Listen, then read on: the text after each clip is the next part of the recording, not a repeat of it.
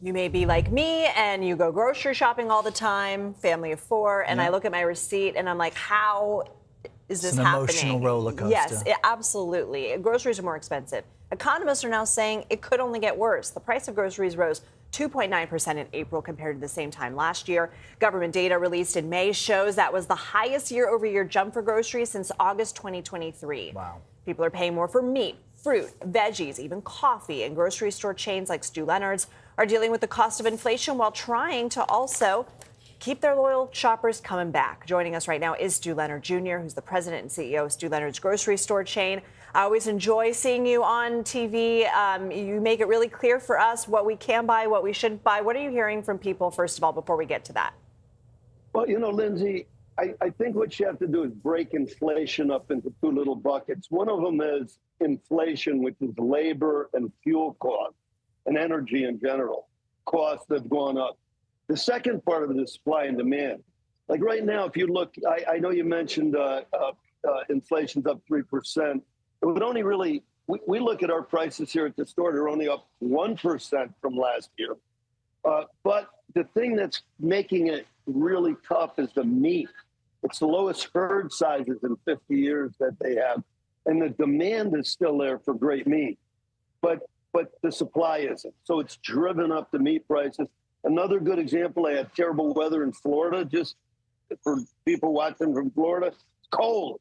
They lost the whole planting, and I talked to our tomato farmer. The prices of tomatoes went up like eggs. Has nothing to do with the cost or inflation. It has to do with supply and demand. So I think if you look at the inflation numbers today, even though you do say, they're up so much, they're really up really less as far as the cost of it goes. But supply and demand's another issue. So that's driving costs up too. And Stu, you're in a perfect place to see how farmers are struggling. They're dealing with not just the increased costs, but also fuel prices. They've been hit by tariffs as well. What are you hearing from them on how challenging it's making things for them to get you things at a good price? Hey, Errol, great question. Listen, I'll give you an example. The other morning I was up in my office. I got a call from our farmer. He's been farming for 80 years down in Florida. He said, Stu, it's going to cost me $2,000 more to send a tractor trailer of your corn, tomatoes, peppers, all the great stuff they're growing down there now, up to the New York area for you. And then I come down in the store here and I go up to a customer and they say, hey, Stu, you won't believe what happened. It cost me $50 extra in fuel to fill up my Suburban. I'm stuck in the middle. Right. I'm stuck. I can't raise prices, and I'm not raising prices right now. But I'm going back to our farmers, and I'm saying to the guy, look, I'll split the $2,000. You eat 1,000, I'll eat 1,000. Wow, that's incredible. And Stu, so for people who are watching, if they're going to go out and they're going to buy some stuff for their cookout, what advice do you have on where people can save? Okay, well, first of all, look for the specials, look for the app deals. Leave your kids at home because they stick extra stuff in the card, right? And stick to your plan. I mean, we do a lot of demos at the store. I hate to, product demos. I hate to say it, but don't buy an impulse right now is really important. And you know what? Another thing, like for instance, this is a great watermelon from Florida right now. Okay, it's about if you want to have the luxury of it, we also have these all cut up chunks. It's beautiful, but it's going to cost you. It's almost like giving somebody a tip of $6, $7, extra.